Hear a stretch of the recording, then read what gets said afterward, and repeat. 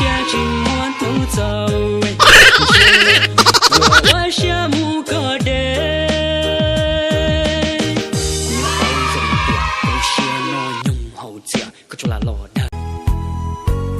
Phòng không có luôn đây rồi rồi luôn tê trời và ngày nụ đón về còn nghe có gì tao tung vào chia có lo trong chia tao tu tình luôn tu nô ta có chỉ tao cô. Ngày xưa, lúc em bỏ tôi, em đi theo người ta.